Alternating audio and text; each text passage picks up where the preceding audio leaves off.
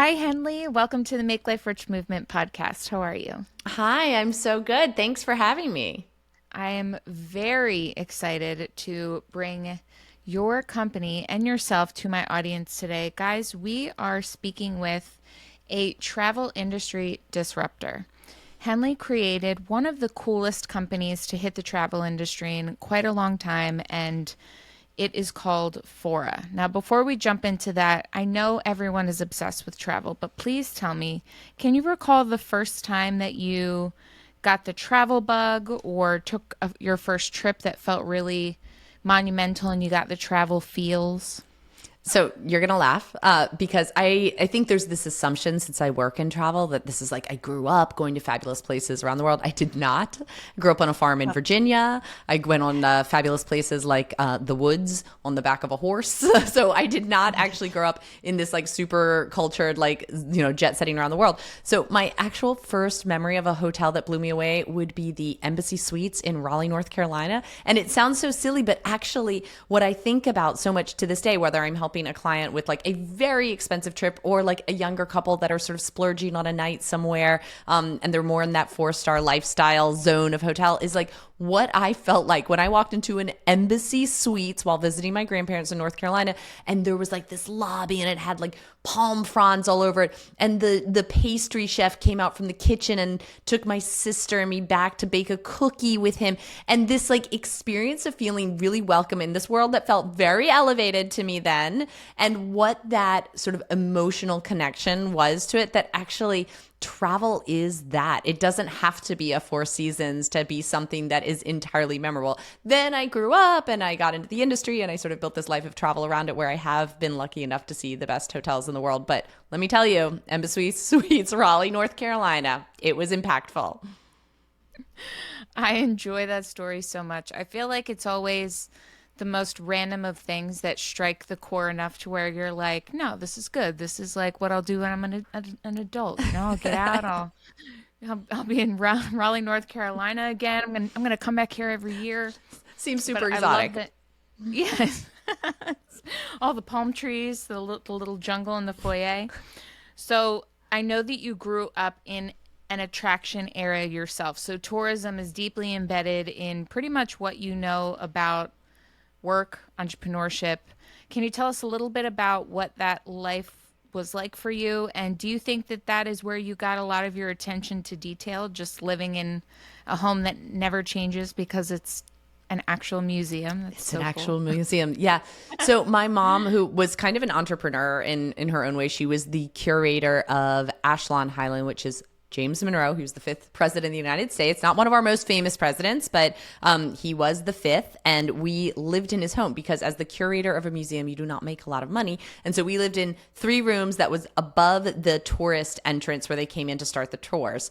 Our living room was the room where the guides hung out between their tours. Our kitchen was shared with the guides. So this was really, my mom was constantly kind of thinking about this business. How do you do something new here? She brought in an opera festival during the summer. She started the weddings business there. So she herself was really an entrepreneur within this like very historic, non-entrepreneurial setting. And for me, I actually never thought about that. I'd grown up in hospitality until somebody said that recently. Oh, so you were always around hospitality. And I was like, you're right. I watched these guides and how they tailored their tours to whoever had come through. Is it a group with a lot of families? Is it people who are real history buffs? How are we talking to them about what happened here? What's the importance of this place? What role does it play in American history? And that was my life, just sort of growing up around that. And I lived there until I think my parents, they saved up enough money when I was in middle school and we moved out. But until then, it was full on like life in a museum. That is so cool and probably really freeing because you're kind of living in a borrowed space, which is what travel can kind of feel like when you're living in some exotic space for 2 weeks and you get to really settle in and like experience that. So I love that parallel. That's really cool. Okay, so tell us where the idea for Fora came from, and if you wouldn't mind just giving us a brief synopsis of how it came to be. Yeah. So again, I never didn't grow up going to these places. I fell into travel by accident. I was working at a magazine called Town and Country Travel Magazine. My editor left to start a company called Indigari and brought three of us with her. That was a content-based membership company. So there was like levels that you could join, and one of them included you can speak to an editor, and the editor will help you plan your trip. But what we realized very quickly is our membership, they didn't want to like talk about their trip. They wanted somebody to actually go and book it. And that's really how I became a travel agent. So that's sort of the start of the story way back in the day. Went on to start my own very small agency, which then the pandemic shut me down. I shut it down. I don't know. We separated at that point. It was time that company got closed down. Like so many of us really suffered during the pandemic. And when travel started to open up again, I thought, okay, this job I fell into by accident. I was lucky enough to find this world. I've now run my own company, and I've had many people come to me throughout doing this and say, I want to do what you do. But the industry wasn't set up for them because they were doing other jobs and they wanted to do this. Or they were moms who also still had to take care of kids and they wanted to do this. So the industry traditionally didn't want to bring in people who were part-time, who were new to this, who weren't willing to really commit to very high sales targets. And I was kind of part of the problem because I was saying the same thing. Like, I'd love to have you come and work with me, but I can't really figure out how to do that for you, give you that opportunity while still running my business the way these businesses have always been run. I didn't like saying no so much. And that was essentially where FORA came out, is the world's opening up. People need travel advisors more than ever because it was complicated. Like, do I need a PCR test? Like, you remember those days where we were like, what border is open or closed? How does it work? So people really needed help that they weren't getting from just like filtering through what was online. There were a lot of travel advisors who had left the industry during the pandemic and said, well, okay, enough of that for me. It's an older industry. And I felt like there's this surge in interest in travel, need for assistance in travel. And at that point, a lot was being talked about how many women had left the workforce during the pandemic. So it was actually 1.5 million additional women left the workforce during the pandemic. So I'm looking around going, there's like a ton of people who are really smart. Probably a lot of them love travel. What can we do to create opportunities for people to fall into this industry that I had found by accident and loved so much? And that was where I joined up with my co-founders and started FORA. Oh, man. I love this story so much because it's one that just happened to fall together into place and was something that you were already doing and deeply good at, first of all, and also enjoyed. I love when kind of the passion of something and the purpose of something fall, bloop, just like sprinkle into your lap, which it sounds like it did. And the impact you've been able to make in such a short period of time, doesn't really escape me either. So it does definitely sound like it was divinely meant to be and kind of came together in the moment when it was needed most for a lot of people. Yeah, it's been really exciting to see our community grow. But I do have to say, when people ask me like, wow, this was such a great idea that you had and you just like poof did it. It's been a lot of work. And there is no way I could have done any of this without my co-founders. I think that is the most essential thing to think about when you're starting your business. Like, who are you doing this with? You need people with complementary skill sets, people who know more than you do. And then the team that joined us from the beginning, both in terms of our advisors, the first ones that took the risk on us, and our team who actually worked in HQ with us, who said, all right, this is like not the way the industry has been run, but like, let's see what happens. And so that little team has now grown so much bigger. But when I think about the last 2 years and what we've accomplished, it is wild, but it is a fully joint effort. It's a lot of really beautiful ingenuity too, because you are still somewhat offering what people can tend to know as, someone planning your trip for you. But could you go a little bit in detail about how exactly FORA works, both as for someone trying to book a trip and for someone that may be looking to supplement their income or start a new career with FORA? Yeah, so we can start with the easy part, which is, why should you be using a travel agent or a travel advisor? By the way, they're synonymous. The industry kind of rebranded as travel advisor because it's supposed to sound a little more elevated, like I advise you on things. I don't just take a ticket and book it. I love to say travel agent because then people are like, whoa, that's so old school. What's a travel agent? So travel agent, travel advisor, same thing. And for a client, for a traveler, why should you do it? Well, for one, the person's going to care more. So booking it online, it's anonymous. You don't have a person in your network who's like checking in, making sure everything's going okay, helping you if something goes wrong. Two, it's really the value of it, which I think the OTAs, the Expedias and Booking.coms of the world have done a great job at convincing people this is the cheapest way to book your trip. That's not true. So there's actual price parity. If I book your hotel stay for you, you are going to get the same price. There's a commission that's built into that price. It doesn't change regardless of who books it. That's part of the price. That gets paid to me as your travel advisor afterwards. So I win, you win because I'm looking out for you. And with us, over 4,500 hotels now, we have partnerships where actually you're also going to get breakfast. You're also going to get a spa credit. You can go and get a massage. You're also going to get an upgrade if there's one available. And we have great relationships with these hotels to try to upgrade your trip quite literally as well as figuratively. So you're going to win. I'm going to win because I'm going to get that commission afterwards. You've helped to support a small business. And then on the other side, the partners, the cruise company, the hotel, the tour operator, they love working with travel advisors because, again, it's personal. We're coming to them and saying, hey, maybe she has a food allergy. Maybe she's celebrating a birthday. We're letting them know what they need to have, that information, so that they can personalize your stay, because what they want is for you to rebook. They want you to come back to that hotel. They want you to rebook within their brand. It's really hard for them to nail it if they don't know if you've been matched up. Are you a family that accidentally booked something that's very couples oriented? It's party scene, you're going to be unhappy. Or vice versa. With a travel advisor, you're getting match made, so they win as well. And they pay us a lot less commission than they pay the OTAs. So they're very excited when this booking comes through. We're a better sales channel for them, and everybody wins. I love that. So if I'm looking to start out as an agent in FORA, what are some things that I should expect to need to learn or possibly grow in terms of skill sets, or what am I looking at in terms of growth on my end for me to be able to do this properly?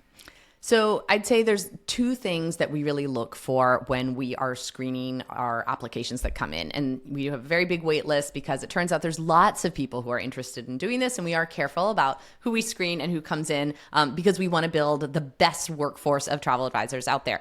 So the two things. One is opinions. So what hotels do you like? Hyatt. That's not much of an opinion. What hotel do I like? I like the Grand Hyatt Baja Mar because I went there and they have great water slides and it was easy to get to and I cleared customs on the way home. Or these kinds of details where it shows somebody's opinionated about travel. That makes a great travel advisor because they come with an opinion, with an experience, and with advice that they can share out. It's not just generic. The second thing is the willingness to sell yourself. You have to be comfortable with marketing. You need to have some hustle and grit. It is not easy to get into. This is the kind of business where you eat what you kill. So you are building up your own book of business. If you are very shy and you don't like to tell people what you're doing and you feel uncomfortable talking to your network about a new business that you're starting, it's going to be an uphill climb. What we are looking for is really entrepreneurs that we can help them start their businesses the same way that we have, because those are the people who are going to go out there, hustle, and be successful. I love your model for so many reasons, and one of them is that you are really helping them to kick off their career, both with you and in travel, with excellent training. So can you talk a little bit about what went into building out your training program to kind of get them off on the right foot, rather with FORA as well as becoming a brand new entrepreneur? Yeah, I mean, training is crucial. This is not one of those things. We joke a lot. It is doing is learning. It is like a bike. You got to pedal to move forward. You got to do it. But you need to have some training wheels on you when you're getting started. So our training has gone through a few iterations. When we first started, we were like, oh, we'll make some stuff, some videos, some PDFs. We'll put them in a portal and people can go and read them. No. We know now really the best way to learn is as part of a group, but we've just revamped our training so that there's lots of bite-sized pieces of learning you can do asynchronously offline. So you can log in, the do's and don'ts of my marketing, the do's and don'ts of working with our preferred partners. You can do this very quickly when it's convenient for you, because again, a lot of our advisors, they're new to the industry. They might be doing other jobs. They can do this on their own time. Then they join in with our team for labs where we work together in small groups as well as the group as a whole, and in office hours where they can come in. Think of it like a college. You go to your seminars with your professors, you listen to lectures, and then you also are having office hours where you can come in and really workshop the problems that you're having. The first month is your certification course. So that's kind of 101, learning how to be a travel advisor. After that, you move into advanced, which is a 2-month course. That's more about building your business. How do you do the best marketing? How should you be thinking about your content that you're putting up online? What should you do in terms of social media? So it's sort of building out your business and your network more. And then we have constantly just more training that's available to our community as a whole. So today I led a destination training with our head of in-house bookings on the Bahamas. So not only what to know about the hotels in Nassau, but also where to eat, what to do, how to get there, all of that. So there's sort of a constant influx of this training that you can log on to during the day to increase your knowledge. And if you don't have time during the day, it's all asynchronous in our portal too. So you can jump in when a client asks you about the Bahamas and make sure that you have that intel in your head. Oh, what a dream. It sounds like it's very easy to be absorbed in any way that they're able to consume it or have to consume it. And I would imagine that anyone adding this as a side hustle or looking to do this while still working their 9 to 5 until they can build it into a full-time business would really appreciate that flexibility in both still being able to learn at their pace without falling behind or getting overwhelmed with a ton of information all at once. So that's really beautiful. You can tell a lot of thought went into both making it be a comfortable experience for the travel agent as well as something that's going to work well with, I'm sure less turnover for you as a company, not having to really reinvent the wheel too much with just getting people on all on the same page for what you have to offer. Yeah. It's And really I think flexibility, that really is the key. We meet our advisors where they're at. And that might mean they have very busy lives, but this is their new thing that they're starting. That might mean that they have a ton of time and they want loads of training. So wherever they're at, we want to make sure that we're providing them the resources to fill those hours and to fill their heads with everything they need to know to be the best travel advisor.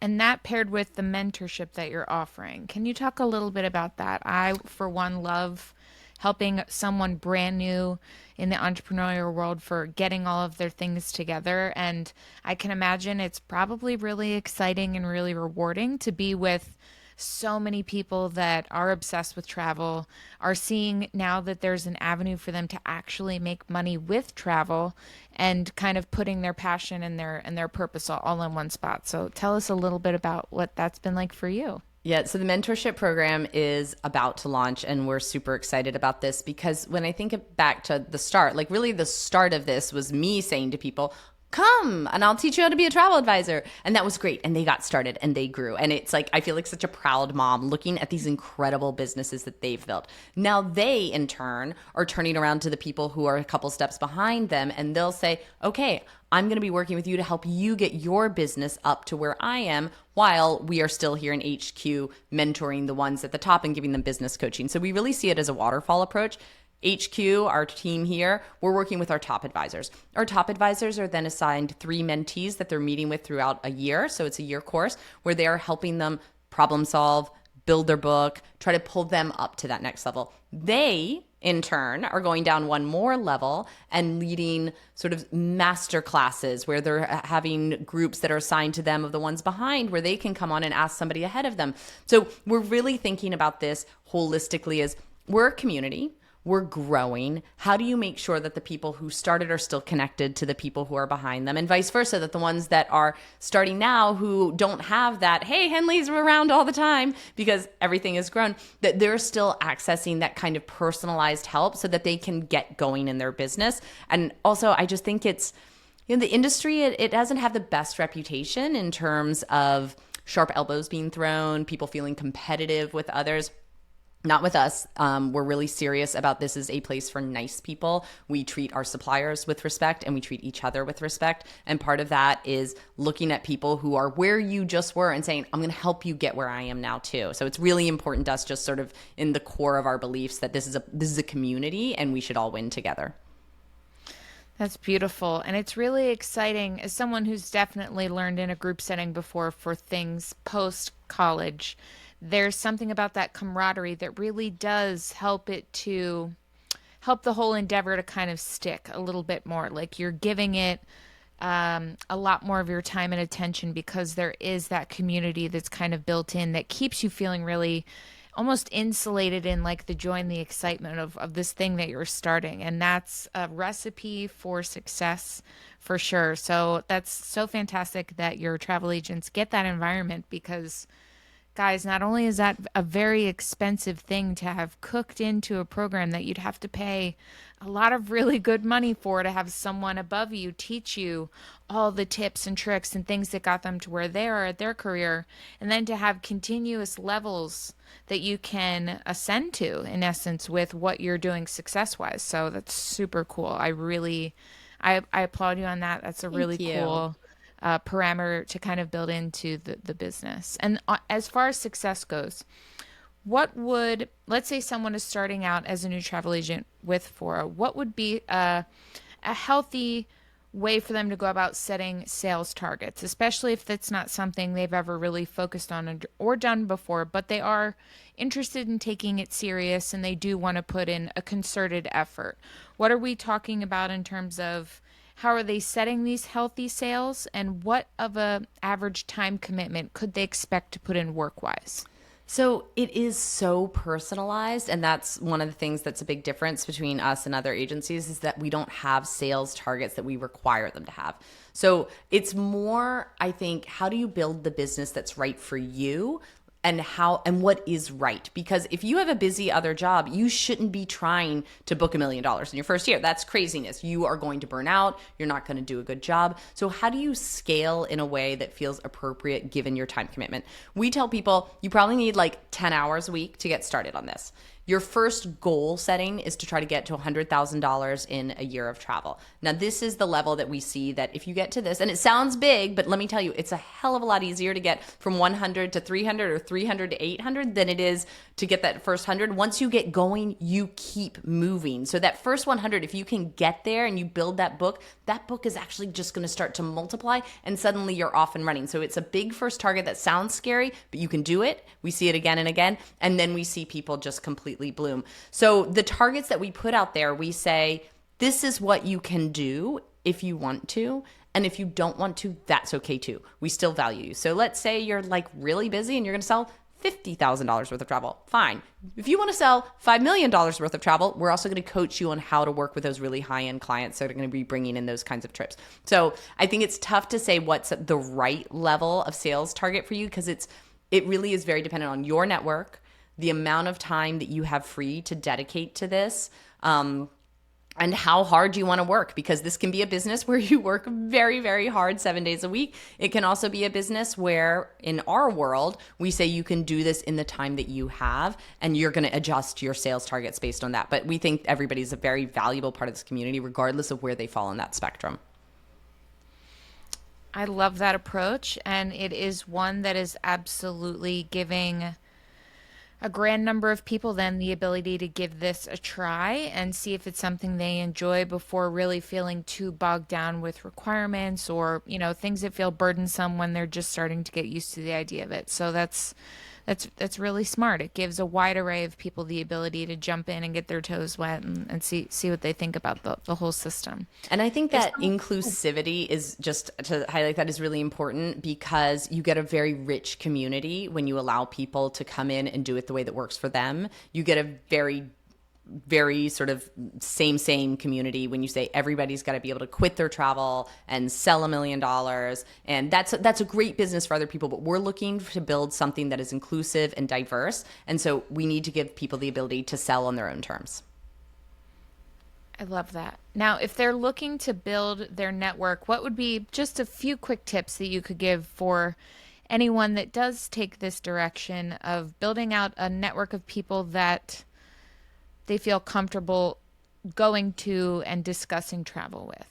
Yeah, so it really is about self-marketing. And I struggled with this for years. Like, I didn't want to sound like a car salesman. Like, what's it going to take to get you in this Toyota today? Like, that's not what we are. But you do have to get out in front of your network, and you need to do it again and again and again. Because remember, this is what I've done my entire career. And the number of people who I know very well who are like, oh, I don't want to bother you. I just like booked this hotel. And I'm like, oh my God, this is like my literal job. Do it with me. So people won't get it. And so you have to tell them again and again. But there's a few avenues that we teach our advisors to use. So one is we arm everyone with a MailChimp account, and we pre-populate it with marketing. Upload your contacts in there. Like, everybody you know, put them in there. These are going to be beautiful emails that are created by our content team. You don't stress if you're not a great writer. That's cool. You can personalize it if you want. You can add in your own things. You can write your own from the start, but we will give you marketing materials. Send those out. Those are the number one thing that I have found people, I mean, email marketing, yes, we all feel like we're inundated by emails, but people want to see this great news updates, promotions, all of that comes to you. Two, social media, you don't have to be an influencer. This is not about being the person out there going, let me take a pretty picture. This is about being a person of influence. So your Instagram, your Facebook, these are your friends. This is your book of business right here. Post about what you're doing. Share the trips that you're working on. Talk about where you've had a client just stay or what you just booked. These are these constant reminders that showcase, oh my God, that's right. That's what she does. This is her area of expertise. When somebody says, I just went on this trip, say, oh my God, I would love to help you out with the next one. And thank people for referrals. When they send a friend to you, even if it doesn't work out, always let them know that you appreciate that. That sort of cycle of giving gives back. People get awkward if you're like, that was a terrible client. You want to always thank people for supporting your business and remind them that it is a business. This is not a hobby. This is not something you just do for fun. You actually are earning money from it, and you really value any kind of referrals and any trips that they book with you. So just being out up front all the time, which can feel a little hard at first, but that's the kind of thing that's going to get that sort of flywheel rolling. Love that advice. It's absolutely something that takes a little bit of getting used to, guys, but rip the Band-Aid off a little more each day. It will get easier, and then it will be second nature, and you will truly start to then feel like you are being of help to people that are in need of a trip to Disney World or wherever it is that they are looking to go, and you're going to be the one to help them because they know that you were the woman for the job. Exactly. So you are a travel company. However, you're also a tech company, and you have a really beautiful and thorough booking platform. So could you tell us a little bit about what makes your booking platform different from what people are typically used to when either booking travel as a travel agent or being someone planning a trip for themselves? The booking platform is like what I dreamed of for years and years as a travel agent, of like what I wanted so much and didn't exist. The way that a typical travel advisor would work is you either book through something called the GDS, the Global Distribution System, which if you saw the way that people are accessing this, it's like 1980s Tron, like coding in a DOS-based system kind of stuff. This is true. This is what people use. The industry has not evolved. It is what exists. Now, a lot more modern, sort of the younger group of travel advisors that have come in, they're not using this system. What they're using is really just the if you go on to any hotel website, you'll probably see section where you can actually add your travel agent ID. So they're using their I added a book direct with the hotels. They're emailing, they're calling, they're kind of doing it this way. To have an integrated platform that sits on top of the GDS, but looks and feels like an OTA, so like looks and feels like click and book, is a big deal. And that's what we have put a lot of time and yes, a lot of money into our technology to build that, and that we just launched. So August. I don't even know what month it is anymore.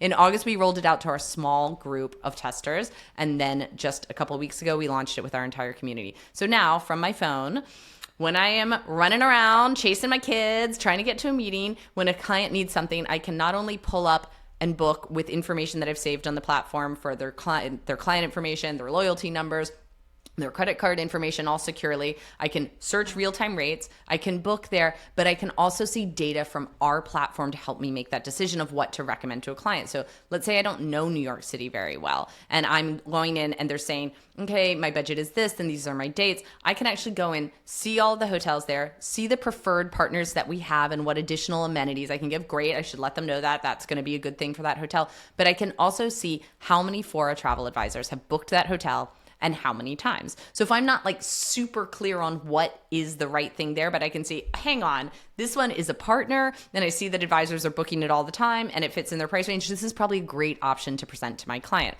More will be layered in as we go. We have a pod working on AI and how that's going to pull that a lot of the information that we have in our community in, as well as sort of giving quoting tools so that they'll be able to more easily quote out to their clients. So all of that is to come. But right now, just having something where I can click and book and I have it go straight through to the hotel. It's got all the amenities attached to it. My client's credit card information is there. I'm not like calling and whispering on a phone and trying to make sure nobody's overhearing me share an Amex. this is the way to do it. But it is like what I dreamed of my whole life. And now we have it, and we will continue to iterate and improve on it. But it's a pretty exciting tool. Holy crap. Okay, so you were an industry disruptor before hearing any bits about your booking platform, and now you are just a tech disruptor. The amount of different apps that you have managed to just all layer into one area is kind of mind blowing. And the fact that you're offering it to so many people to also use at the same time. And then segue from that, the capability that you're giving so many entrepreneurs to be able to book on the go and not have to worry about, the fumblings of teeny tiny Safari on your phone when you're on the train and you're like, oh my gosh, I can barely type. That's cool. That's super cool. Congratulations on that. I Thank bet you. that feels really, really cool. It has to Feels feel, good. what does that feel like? It Please. feels really good, but it also is like, the minute you launch something like that, you're like, whew, okay, here's all the problems with it. Here's all the stuff we have to fix about it. So it is a process. We are at like point one in terms of where we're going with this, but just to have this in the hands of advisors and to see the bookings coming in from it and to see people are using this, we are helping them get their job done in less time. I mean, that's really the thing. Time is money. So if you can get that same booking done in less time, then that gives you the ability to do more sales and grow your business more quickly. Or like to go back to that TV show you were watching and do that instead. So whatever you want to do, we want you to be able to do this job in a way that's more efficient, more accurate too. I mean, I remember like way back in the day, a friend who was a travel advisor, she wrote down all the credit card information. She charged one person's credit card for the other person's hotel stay. So there's like some really bad stuff that can go wrong. So we want the tools and the tech to work for you as the human and make your job and your life better. And so it's just seeing it happen already is really exciting, but we've got a long way to go. Man. Whew. I don't know how we can top talking any more tech, so I would love for you to just drop the bombs of your packing tips and tricks. I know you have to be a master packer at this point. No? Terrible. Oh my Here's God, the funny I love thing. you. This is a funny thing. I have tips and tricks that I have come up with to work around how bad of a packer I am because I travel so much that I've become like a pack horse. I just want my stuff with me. So I can't make any decisions because I'm on the road so often. Like my kids make fun of me. I took 2 suitcases once to something. I was so embarrassed. So I am trying to get better. And I do have some tips because let me tell you, if it works for me, it can work for anybody because I'm not good at this. I love that very honest answer.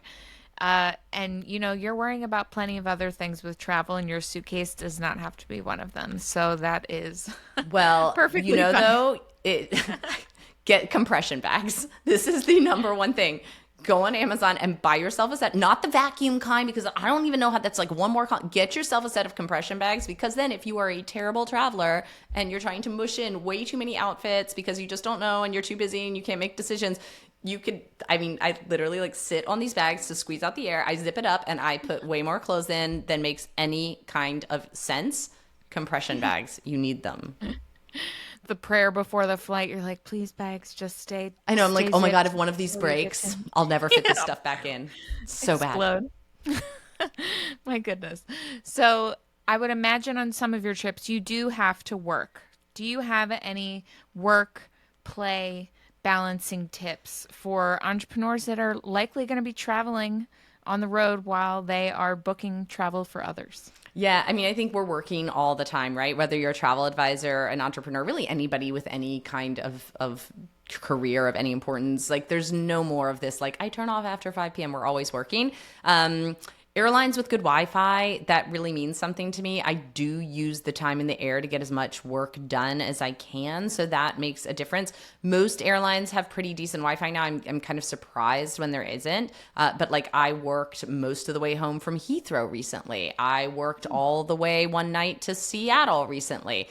So taking that time on the airplane, we all love to like sit around and like watch a movie and do all of that. You can do that too, but use that time while you're in the air to get some work done. It makes a big difference. The other thing I do is a lot of time blocking. So I get up in the morning, and if I'm traveling, if I'm out seeing 15 hotels in Rome, I don't have a lot of time in the day to be on my computer. And I really hate like emailing on my phone. I just think it's pretty ineffective. So find time in the morning, even if you're not an early riser, to get an hour of your emails done, particularly when you are outside your normal time zone, because you can get ahead of the day. And then find a couple other blocks during the day where you really like power down, put your phone down, open up your laptop, and get your stuff done. So finding those blocks where you're really focused rather than trying to like, oh, but I answered an email between here and there on my phone. Those are the things that help me feel like I'm staying at least a little bit on top, because it's that email volume, I think, that really gets to us. Yeah, for sure. I love that compartmentalization approach. It feels like you wouldn't have the panic and the worry of the emails stacking up, but you would still be able to be present and enjoy and engage in parts and moments that are necessary for you to engage in while you're on your Yes. trip. Yeah, Love that. exactly. So I asked this last question to all of my guests. Henley, how do you make your life rich?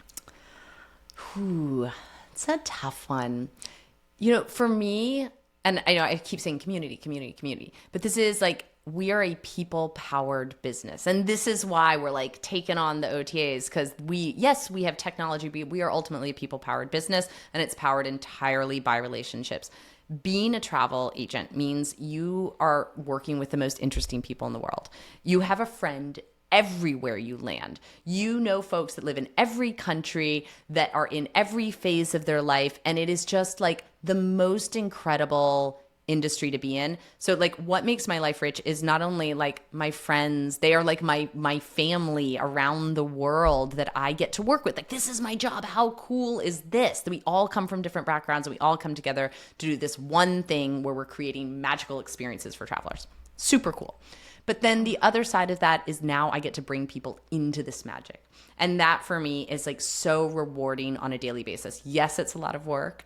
No, it doesn't always turn out easy. But getting folks to join me on this side and experience what it's like to be in this world, this industry that so many people, they don't even know it exists. And then you bring people in and they start to discover it. And it is just like, it is the most rewarding thing that I can imagine. So yes, that is what keeps my professional life rich.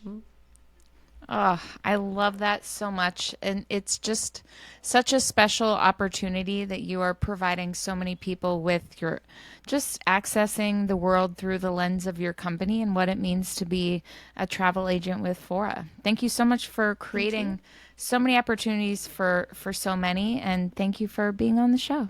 Well, thank you for having me. It's always fun to talk about this and share our passion here at Fora out with the world. And, we're building an army, and we're excited to get more people into it. I love it. Thank you so much, Henley. Bye.